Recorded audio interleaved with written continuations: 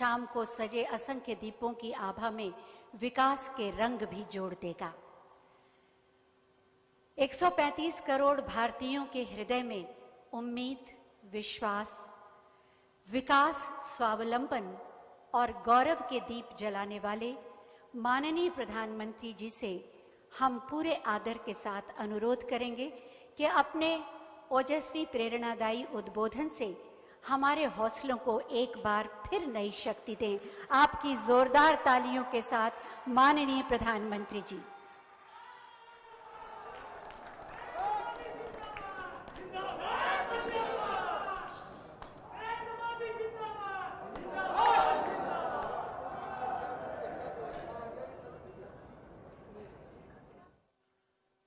हर हर महादेव।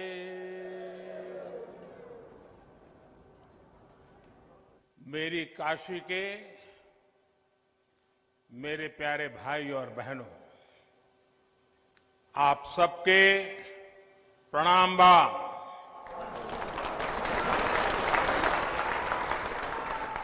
विशेषकर राजा तालाब, मिर्जा मुराद, कछवा, कपसेठी, रोहनिया, सेवापुरी क्षेत्र के अन्न देवता लोगन के प्रणाम हो।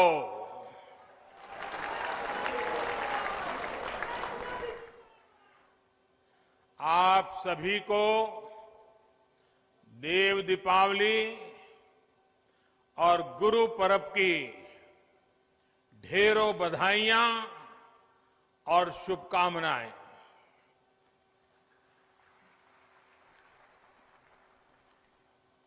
उत्तर प्रदेश के मुख्यमंत्री श्रीमान योगी आदित्यनाथ जी, उप मुख्यमंत्री श्री केशव प्रसाद मौर्य जी, संसद में मेरे साथी भाई रमेश चंद जी और विशाल संख्या में पधारे हुए काशी के मेरे प्यारे भाइयों और बहनों, देव दीपावली और गुरु नानक देव जी के प्रकाशोत्सव पर आज काशी को आधुनिक इंफ्रास्ट्रक्चर का एक और उपहार मिल रहा है।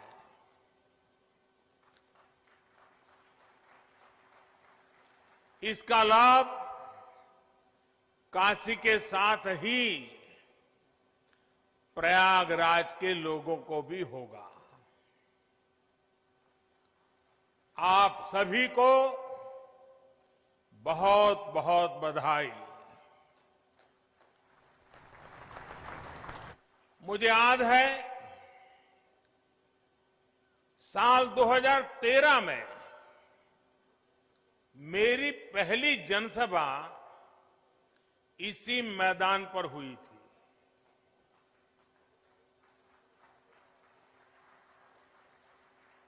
और तब यहां से गुजरने वाला हाईवे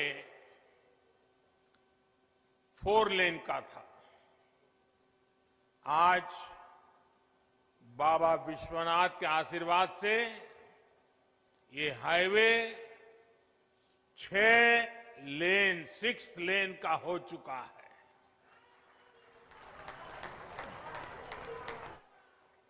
पहले जो लोग हंडिया से राजा तालाब आते जाते थे, उन्हें पता है इस हाईवे पर कितनी ज्यादा मुश्किलें आती थी। जगह जगह जाम, बहुत धीमे ट्रैफिक, दिल्ली और दूसरे शहरों से भी जो लोग आते थे वो इस रास्ते पर आकर परेशान हो जाते थे। 70 किलोमीटर से ज्यादा का वो सफर अब आराम से होगा, तेज रफ्तार में होगा। इस हाईवे के चौड़ा होने से काशी और प्रयाग के बीच का आना जाना अब और आसान हो गया है। कांवड़ यात्रा के दौरान कांवड़ियों को और इस क्षेत्र के लोगों को जो परेशानी होती थी, अब वो भी समाप्त हो जाएगी। इतना ही नहीं, इसका लाभ कुंभ के दौरान भी मिलेगा। भाइयों और बहनों, आस्था से जुड़ी जगह हो या फिर किसी विशेष काम की, लोग कहीं भी आने जाने से पहले ये जरूर देखते हैं कि वहां आना जाना कितना आसान है। इस प्रकार की सुविधाएं देशी विदेशी हर तरह के टूरिस्टों और श्रद्धालुओं को भी प्रोत्साहित करती है। बीते वर्षों में काशी के सुंदरीकरण के साथ साथ यहां की कनेक्टिविटी पर जो काम हुआ है, उसका लाभ अब सब दूर दिखाई दे रहा है। नई हाईवे बनाना हो, पुल फ्लाईओवर बनाना हो, ट्रैफिक जाम कम करने के लिए रास्तों को चौड़ा करना हो, जितना काम बनारस और आसपास के इलाके में अभी हो रहा है, उतना आजादी के बाद कभी नहीं हुआ। बनारस का सेवक होने के नाते मेरा प्रयास यही है कि बनारस के लोगों की दिक्कतें कम हो, उनका जीवन और आसान बने। पिछले 6 वर्षों में बनारस में हजारों करोड़ रुपए के प्रोजेक्ट्स तेजी से पूरे किए गए हैं और बहुत सारी परियोजनाओं पर काम चल रहा है। एयरपोर्ट से शहर को जोड़ने वाली सड़क आज बनारस में विकास कार्यों की पहचान बन गई है। रेलवे स्टेशन की कनेक्टिविटी भी बेहतर हुई है। यहां से कुछ दूरी पर ही रिंग रोड फेज 2 का भी कार्य तेजी से चल रहा है। इसके पूरा होने से सुल्तानपुर, आजमगढ़ और गाजीपुर से आने जाने वाले भारी वाहन, भारी व्हीकल्स शहर में एंट्री लिए बिना सीधे इस नए 6 लेन हाईवे से निकल सकेंगे। वहीं जिन दूसरे हाईवे पर निर्माण कार्य चल रहा है, वो भी जल्द ही पूरा करने का प्रयास किया जा रहा है। इन हाईवे के बनने से वाराणसी, लखनऊ, आजमगढ़ और गोरखपुर की यात्रा और आसान हो जाएगी। भाइयों और बहनों, अच्छी सड़कें, अच्छे रेल मार्ग, अच्छी और सस्ती हवाई सुविधाएं ये समाज के हर वर्ग को सुविधा देती है। विशेष तौर पर गरीब को, छोटे उद्यमियों को, मध्यम वर्ग को इसका सबसे ज्यादा लाभ मिलता है। जब निर्माण कार्य चलता है तो अनेक लोगों को रोजगार मिलता है। जब ये प्रोजेक्ट बनकर तैयार होते हैं तो समय बचता है, खर्च कम होता और परेशानी भी कम होती है। कोरोना के इस समय में भी श्रमिक साथियों के लिए रोजगार का बहुत बड़ा माध्यम इंफ्रास्ट्रक्चर के ये प्रोजेक्ट ही बने हैं। भाई और बहनों, मुझे खुशी है कि उत्तर प्रदेश में योगी जी और उनकी पूरी टीम ने सरकार बनने के बाद यहां भी इंफ्रास्ट्रक्चर निर्माण में अभूतपूर्व तेजी आई है। पहले उत्तर प्रदेश के इंफ्रास्ट्रक्चर की स्थिति क्या थी, ये आप सभी भली भांति जानते हैं। आज उत्तर प्रदेश की पहचान एक्सप्रेस प्रदेश के रूप में सशक्त हो रही है।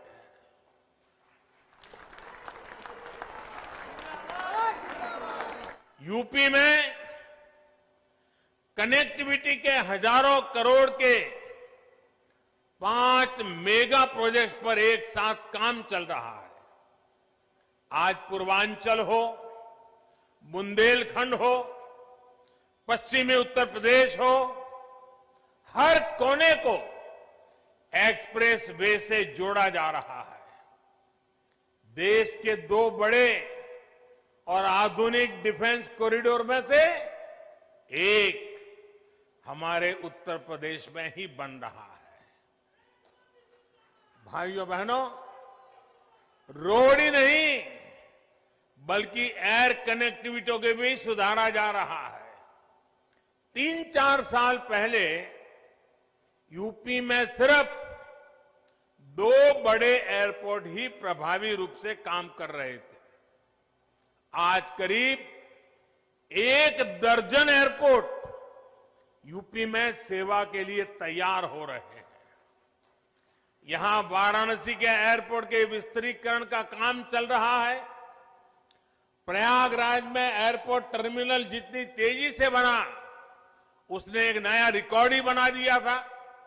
इसके अलावा कुशीनगर के एयरपोर्ट को भी इंटरनेशनल एयरपोर्ट के रूप में विकसित किया जा रहा है। नोएडा के जेवर में इंटरनेशनल ग्रीनफील्ड एयरपोर्ट पर भी तेजी से काम चल रहा है। साथियों, जब किसी क्षेत्र में आधुनिक कनेक्टिविटी का विस्तार होता है तो इसका बहुत बड़ा लाभ हमारे किसानों को भी होता है, खेती को होता है। बीते वर्षों में निरंतर ये प्रयास हुआ है कि गांवों में आधुनिक सड़कों के साथ साथ भंडारण की, कोल्ड स्टोरेज की आधुनिक व्यवस्थाएं खड़ी की जाए। हाल में इसके लिए 1 लाख करोड़ रुपए का स्पेशल फंड भी किसानों के लिए बनाया गया है। इसी साल देश के इतिहास में पहली बार चलते फिरते कोल्ड स्टोरेज यानी किसान रेल शुरू की गई है। इन प्रयासों से किसानों को नए बाजार मिल रहे हैं, बड़े शहरों तक उनकी पहुंच और बढ़ रही है और इसका सीधा प्रभाव ये पड़ रहा है, यानी कि उनकी आय पर भी इसका प्रभाव पड़ रहा है। साथियों, वाराणसी सहित पूर्वांचल में ही जो बेहतरीन इंफ्रास्ट्रक्चर तैयार हुआ है, उसका बहुत अधिक लाभ इस पूरे क्षेत्र को हुआ है। वाराणसी में पेरिसेबल कार्गो सेंटर बनने के कारण अब यहां के किसानों को अब फल और सब्जियों को स्टोर करके रखने और उन्हें आसानी से बेचने की बहुत बड़ी सुविधा मिली है। इस स्टोरेज कैपेसिटी के कारण पहली बार यहां के किसानों की उपज बड़ी मात्रा में विदेशों में निर्यात हो रही है। आज बनारस का लंगड़ा और बनारस की दशहरी आम लंदन और मिडल ईस्ट में अपनी खुशबू बिखेर रहा है। अब बनारस के आम की डिमांड विदेशों में भी निरंतर बढ़ रही है। अब यहां जो पैकेजिंग की सुविधाएं तैयार हो रही है, उस वजह से पैकिंग के लिए दूसरे बड़े शहरों में जाने की जरूरत अब नहीं रहेगी। आम के अलावा इस साल यहां की ताजा सब्जियां भी दुबई और लंदन पहुंची है। ये एक्सपोर्ट हवाई मार्ग से हुआ है, यानी बेहतर हवाई सेवाओं का सीधा लाभ यहां के छोटे से छोटे किसानों को हो रहा है। गंगा जी पर जो देश का पहला इनलैंड वाटरवे है, इसका उपयोग किसानों की उपज के ट्रांसपोर्ट के लिए अधिक से अधिक कैसे हो, इस पर भी काम हो रहा है। साथियों, सरकार के प्रयासों और आधुनिक इंफ्रास्ट्रक्चर से किसानों को कितना लाभ हो रहा है, इसका एक बेहतरीन उदाहरण चंदौली का काला चावल, ब्लैक राइस है। ये चावल चंदौली के किसानों के घरों में समृद्धि लेकर के आ रहा है। चंदौली के किसानों की आय को बढ़ाने के लिए 2 साल पहले काले चावल की एक वैरायटी का प्रयोग यहां किया गया था। पिछले साल खरीफ के सीजन में करीब 400 किसानों को ये चावल उगाने के लिए दिया गया। इन किसानों की एक समिति बनाई गई, इसके लिए मार्केट तलाश किया गया। सामान्य चावल जहां 35-40 रुपए किलो के हिसाब से बिकता है, वहीं यहां बेहतरीन काला चावल 300 रुपये तक बिक रहा है। बड़ी बात यह भी है कि ब्लैक राइस को विदेशी बाजार भी मिल गया है। पहली बार ऑस्ट्रेलिया को यह चावल निर्यात हुआ है, वो भी करीब 850 रुपये किलो के हिसाब से। यानी जहां धान का एमएसपी 1800 रुपये है, वहीं काला चावल 8,500 रुपये प्रति क्विंटल बिका है। मुझे बताया गया है कि इस कामयाबी को देखते हुए इस बार के सीजन में लगभग 1000 किसान परिवार काले चावल की खेती कर रहे हैं। भाइयों और बहनों, किसान को आधुनिक सुविधाएं देना, छोटे किसानों को संगठित करके उनको बड़ी ताकत बनाना, किसानों की आय बढ़ाने के प्रयास निरंतर जारी है। बीते सालों में फसल बीमा हो या सिंचाई, बीज हो या बाजार, हर स्तर पर काम किया गया है। प्रधानमंत्री फसल बीमा योजना से देश के लगभग 4 करोड़ किसान परिवारों की मदद हुई है। प्रधानमंत्री कृषि सिंचाई योजना से लगभग 87 लाख हेक्टेयर जमीन माइक्रो इरिगेशन के दायरे में आ चुकी है। लगभग 77,000 करोड़ रुपए के इरिगेशन प्रोजेक्ट पर तेजी से काम चल रहा है। लेकिन साथियों, सफल प्रकल्प ही काफी नहीं होते। इसके साथ साथ किसानों को उस बड़े और व्यापक मार्केट का लाभ भी मिलना चाहिए जो हमारा देश दुनिया के बड़े बाजार हमारे किसानों को उपलब्ध कराते हैं। इसलिए विकल्प के माध्यम से किसानों को सशक्त करने का रास्ता अपनाया गया है। किसान हित में किए गए कृषि सुधार ऐसे ही विकल्प किसान को देते हैं। अगर किसान को कोई ऐसा खरीदार मिल जाए जो सीधा खेत से उपज उठाए, जो ट्रांसपोर्ट से लेकर लॉजिस्टिक के हर प्रबंध करे और बेहतर कीमत दे, तो क्या किसान को अपनी उपज उसे बेचने की आजादी मिलनी चाहिए कि नहीं मिलनी चाहिए? भारत के कृषि उत्पाद पूरी दुनिया में मशहूर है। क्या किसान की इस बड़े मार्केट और ज्यादा दाम तक किसान की पहुंच होनी चाहिए कि नहीं होनी चाहिए?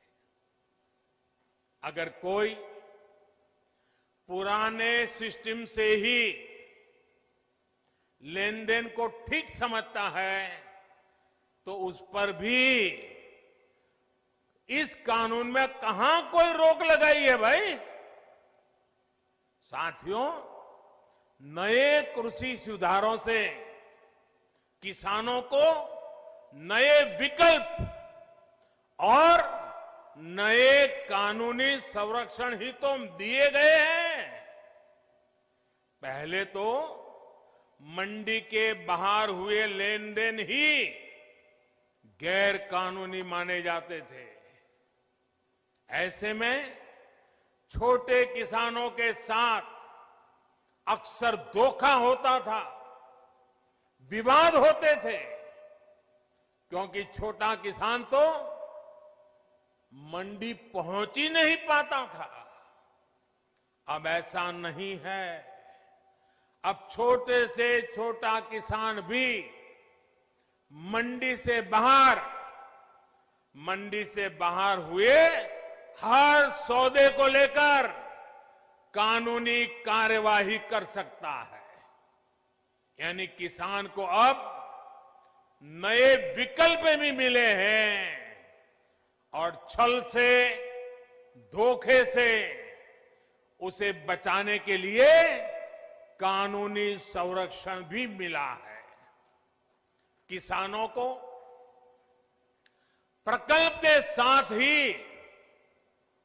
नए विकल्प देने से ही हमारे कृषि क्षेत्र का कायाकल्प हो सकता है। सरकार की तरफ से प्रकल्प, किसान के लिए विकल्प, और दोनों साथ साथ चले तभी देश का कायाकल्प होता है। साथियों, सरकारें नीतियां बनाती हैं, कानून कायदे बनाते हैं। नीतियां और कानूनों को समर्थन भी मिलता है तो कुछ सवाल भी स्वाभाविक ही है। ये लोकतंत्र का हिस्सा है और भारत में ये जीवन परंपरा रही है। लेकिन पिछले कुछ समय से एक अलग ही ट्रेंड देश में देखने को मिल रहा है। काशी के आप सभी जागरूक साथियों ने भी ये जरूर अनुभव किया होगा। पहले होता यह था कि सरकार का कोई फैसला अगर किसी को पसंद नहीं आता था तो उसका विरोध होता था। लेकिन बीते कुछ समय से हम एक नया ट्रेंड देख रहे हैं। हम अब देख रहे हैं कि अब विरोध का आधार फैसला नहीं, बल्कि भ्रम फैलाकर, आशंकाएं फैलाकर, फिर तो भविष्य में ऐसा होगा, फिर तो भविष्य में ऐसा होगा, अब तो ये होने वाला है, उसको आधार बनाया जा रहा है। अपप्रचार किया जाता है कि भाई फैसला तो ठीक है, लेकिन पता नहीं इससे आगे चलकर क्या क्या होगा, और फिर कहते हैं ऐसा होगा जो अभी हुआ ही नहीं है, जो कभी होगा ही नहीं, उसको लेकर समाज में भ्रम फैलाया जाता है। ऐतिहासिक कृषि सुधारों के मामले में भी जानबूझकर यही खेल खेला जा रहा है। हमें याद रखना है, ये वही लोग हैं जिन्होंने दशकों तक किसानों के साथ लगातार छल किया है। अब जैसे एमएसपी तो घोषित होता था, लेकिन एमएसपी पर खरीद बहुत कम की जाती थी। घोषणाएं होती थी, खरीद नहीं होती थी। सालों तक एमएसपी को लेकर छल किया गया। किसानों के नाम पर बड़े बड़े कर्ज माफी के पैकेज घोषित किए जाते थे, लेकिन छोटे और सीमांत किसानों तक ये पहुंचते ही नहीं थे। यानी कर्ज माफी को लेकर भी छल किया गया। किसानों के नाम पर बड़ी बड़ी योजनाएं घोषित होती थी, लेकिन वो खुद मानते थे कि 1 रुपये में से सिर्फ 15 पैसे ही किसान तक पहुंचते हैं। यानी योजनाओं के नाम पर छल, किसानों के नाम पर खाद पर बहुत बड़ी सब्सिडी दी गई, लेकिन ये फर्टिलाइजर खेत से ज्यादा काला बाजारियों के पास पहुंच जाता था। यानी यूरिया खाद के नाम पर भी छल।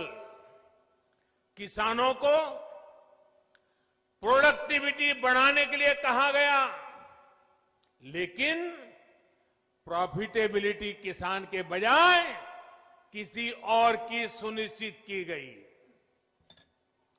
पहले वोट के लिए वादा और फिर छल, यही खेल लंबे समय तक देश में चलता रहा है। साथियों, जब इतिहास छल का रहा हो, तब 2 बातें बड़ी स्वाभाविक है। पहली ये कि किसान अगर सरकारों की बातों से कई बार आशंकित रहता है, तो उसके पीछे दशकों का ये लंबा छल का इतिहास है।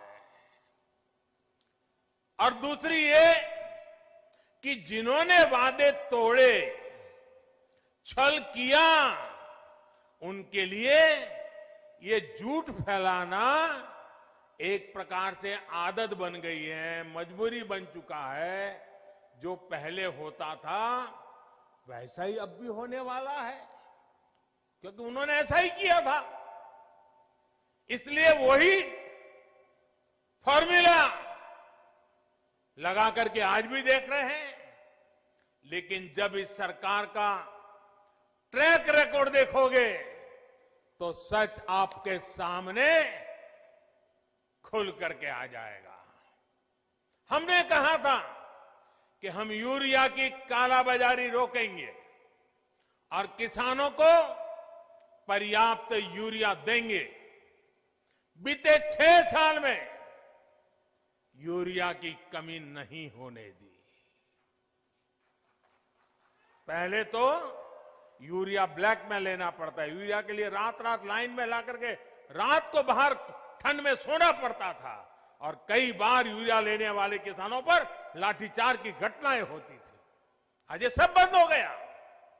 यहां तक कि कोरोना लॉकडाउन तक उसमें भी जब लगभग हर गतिविधि बंद थी, तब भी हमने यूरिया पहुंचाने में दिक्कत नहीं आने दी गई। हमने वादा किया था कि स्वामीनाथन आयोग की सिफारिश के अनुकूल लागत का 1.5 गुना एमएसपी देंगे। ये वादा सिर्फ कागज पर ही नहीं, ये वादा हमने पूरा किया। और इतना ही नहीं, किसान के बैंक खाते तक पैसे पहुंचे, इसका प्रबंध किया। साथियों, सिर्फ दाल की ही बात करें, पल्सेस की बात करें, 2014 से पहले के 5 सालों में, हमारे जो पहले वाली सरकार थी उसके 5 सालों में लगभग 650 करोड़ रुपए की ही दाल किसान से खरीदी गई थी। कितनी? 650 करोड़। कितना भैया? जरा बताइए, पूरे देश में कितना? 650 करोड़। लेकिन हमने 5 साल में क्या किया आकर के? हमारे 5 सालों में हमने लगभग 49,000 करोड़, 49,000 करोड़, यानी करीब करीब 50,000 करोड़ रुपए की दालें एमएसपी पर खरीदी है। यानी लगभग 75 गुना बढ़ोतरी। कहां 650 करोड़ और कहां करीब करीब 50,000 करोड़। 2014 से पहले के 5 सालों में, उनकी आखिरी सरकार की मैं बात कर रहा हूं, 5 सालों में पहले की सरकार ने 2 लाख करोड़ रुपए का धान खरीदा था पूरे देश में, 2 लाख करोड़ का एमएसपी पर। लेकिन हमने हमारे 5 साल में धान के लिए 5 लाख करोड़ रुपए एमएसपी के रूप में किसानों तक हमने पहुंचा दिए हैं साथियों। यानी लगभग 2.5 गुना ज्यादा पैसा किसान के पास पहुंचा है। 2014 से पहले के 5 सालों में गेहूं की खरीद पर 1.5 लाख करोड़ रुपए के आसपास ही किसानों को मिला। 1.5 लाख करोड़ उनकी सरकार के 5 साल। हमने 5 साल में गेहूं पर 3 लाख करोड़ रुपए किसानों को एमएसपी का मिल चुका है, यानी लगभग 2 गुना। अब आप ही बताइए कि अगर मंडियां और एमएसपी को ही हटाना था तो इतनी बड़ी हम ताकत क्यों देते भाई? हम इन पर इतना निवेश ही क्यों करते? हमारी सरकार तो मंडियों को और आधुनिक बनाने के लिए, मजबूत बनाने के लिए करोड़ों रुपए खर्च कर रही है।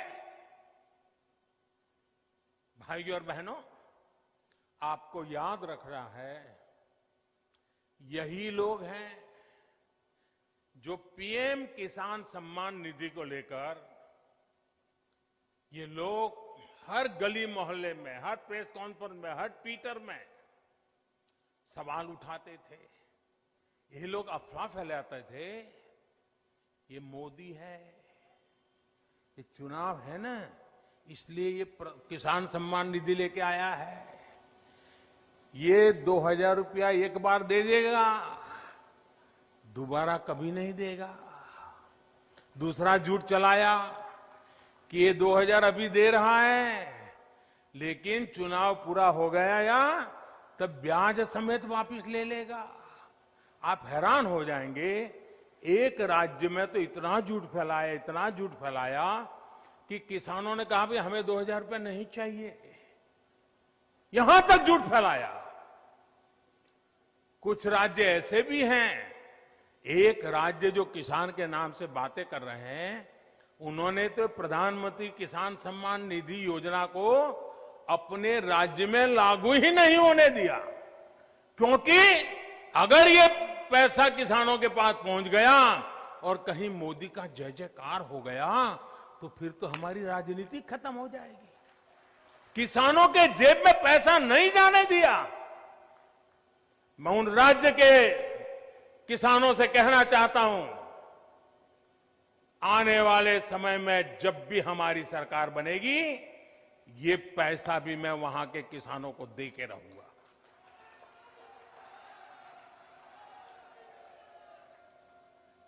साथियों, देश के 10 करोड़ से ज्यादा किसान परिवारों के बैंक खाते में सीधी मदद दी जा रही है और ये प्रधानमंत्री किसान सम्मान निधि के द्वारा लगातार चल रहा है।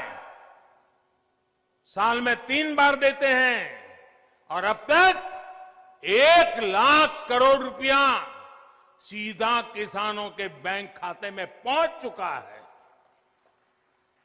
साथियों, हमने वादा किया था कि किसानों के लिए पेंशन योजना बनाएंगे। आज पीएम किसान मानधन योजना लागू है और बहुत कम समय में ही 21 लाख किसान परिवार इसमें जुड़ भी चुके हैं। भाइयों और बहनों, वादों को जमीन पर उतारने के इसी ट्रैक रिकॉर्ड के बल पर किसानों के हित में नए कृषि सुधार कानून लाए गए हैं। किसानों को न्याय दिलाने में ये कितने काम आ रहे हैं, ये आए दिन हम जरूर देखेंगे, अनुभव करेंगे और मुझे विश्वास है मीडिया में भी इसकी सकारात्मक चर्चाएं होगी और हमें देखने भी मिलेगा, पढ़ने को भी मिलेगा। मुझे एहसास है कि दशकों का छलावा किसानों को आशंकित करता है। किसानों का दोष नहीं है, लेकिन मैं देशवासियों को कहना चाहता हूं, मैं मेरे किसान भाई बहनों को कहना चाहता हूं और मां गंगा के घाट पर से कहना चाहता हूं, काशी जैसी पवित्र नगरी से कह रहा हूं, अब छल से नहीं, गंगा जल जैसी पवित्र नीयत के साथ काम किया जा रहा है। भाइयों और बहनों, आशंकाओं के आधार पर भ्रम फैलाने वालों की सच्चाई लगातार देश के सामने आ रही है। जब एक विषय पर इनका झूठ किसान समझ जाते हैं तो ये दूसरे विषय पर झूठ फैलाने लग जाते हैं। 24/7 उनका यही काम है। देश के किसान इस बात को भली भांति समझते हैं। जिन किसान परिवारों की अभी भी कुछ चिंताएं हैं, कुछ सवाल है, तो उनका जवाब भी सरकार निरंतर दे रही है, समाधान करने का भरपूर प्रयास कर रही है। मां अन्नपूर्णा के आशीर्वाद से हमारा अन्नदाता आत्मनिर्भर भारत की अगुवाई करेगा। मुझे विश्वास है आज जिन किसानों को कृषि सुधारों पर कुछ शंकाएं हैं, वो भी भविष्य में इन कृषि सुधारों का लाभ उठाकर अपनी आय बढ़ाएंगे, ये मेरा पक्का विश्वास है। अंत में फिर एक बार आप सभी को इस आधुनिक हाईवे के लिए मैं बहुत बहुत बधाई देता हूं। काशी का रूप और स्वरूप यूं ही भव्य बनता रहे, इसके लिए हमारे प्रयास निरंतर चलते रहेंगे। अभी मेरे बनारस में और भी कार्यक्रम हैं, यहां भी कई विषयों पर विस्तार से बात करूंगा। कोरोना के कारण इस बार मुझे आने में थोड़ा विलंब हुआ, लेकिन आज आपके दर्शन हो गए, मुझे नई ऊर्जा मिल गई, आपके आशीर्वाद मिल गए, काम करने की नई ताकत मिल गई। आप इतनी बड़ी मात्रा में आकर के आशीर्वाद दे रहे हैं, यही मेरी ऊर्जा है, यही मेरे लिए आशीर्वाद है। मैं आपका बहुत बहुत आभारी हूं। मेरे साथ दोनों मुट्ठी बंद करके पूरी ताकत से बोलिए, भारत माता की, भारत माता की, भारत माता की, भारत माता की। बहुत बहुत धन्यवाद। बहुत बहुत धन्यवाद माननीय प्रधानमंत्री जी। आपकी वाणी, आपका व्यक्तित्व, आपका सानिध्य और आपके विचार हमेशा जीवन को श्रेष्ठतम रूप से जीने की प्रेरणा देते हैं। आपको अपने बीच पाकर समूची काशी आह्लादित है और जगमगा रही है। आपका बहुत बहुत धन्यवाद, आभार, अभिवादन, प्रणाम।